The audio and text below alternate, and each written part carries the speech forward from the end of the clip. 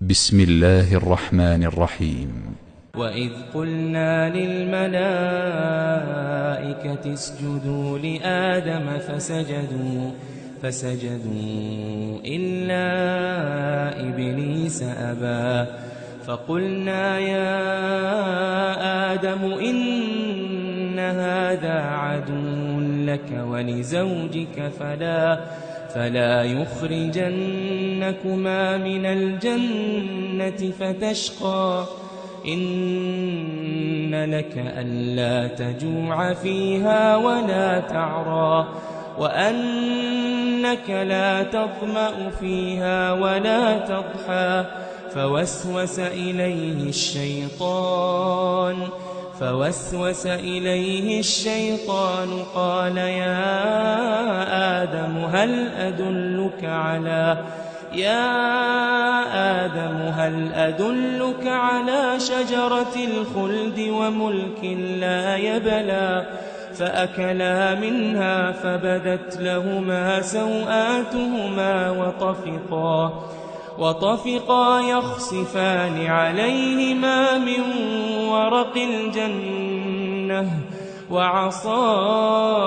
آدم ربه فغوى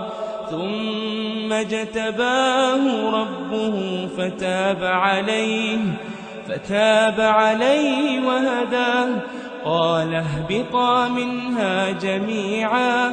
بعضكم لبعض عدو فإما يأتينكم مني هدى فمن اتبع هداي فلا يضل ولا يشقى ومن أعرض عن ذكري فإن له معيشة ضنكا ونحشره يوم القيامة أعمى قال رب لم حشرتني أعمى وقد كنت بصيرا قال كذلك أتتك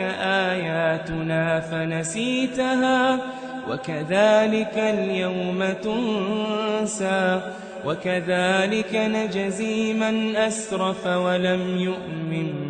بآيات ربه ولعذاب الآخرة أشد وأبقى أفلم يهد لهم كم أهلكنا قبلهم من القرون يمشون في مساكنهم إن في ذلك لآيات لأولي النهى ولولا كلمة سبقت من ربك لكان لزاما وأجل مسمى فاصبر على ما يقولون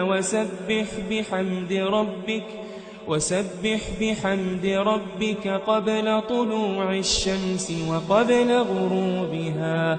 ومن آناء الليل فسبح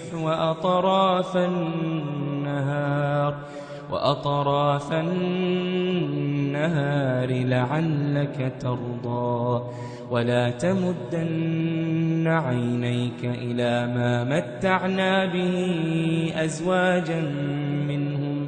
أزواجا منهم زهرة الحياة الدنيا لنفتنهم فيه ورزق ربك خير وأبقى وأمر أهلك بالصلاة واصطبر عليها لا نسألك رزقا نحن نرزقك والعاقبة للتقوى وقالوا لولا يأتينا بآية من ربه أولم تأتهم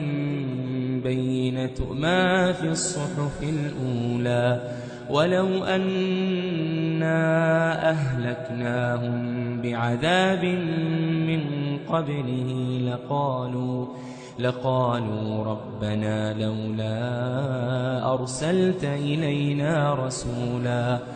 ربنا لولا أرسلت إلينا رسولا فنتبع آياتك فنتبع آياتك من قبل أن نذل ونخزى قل كل متربص فتربصوا فستعلمون من أصحاب الصراط السوي ومن اهتدى.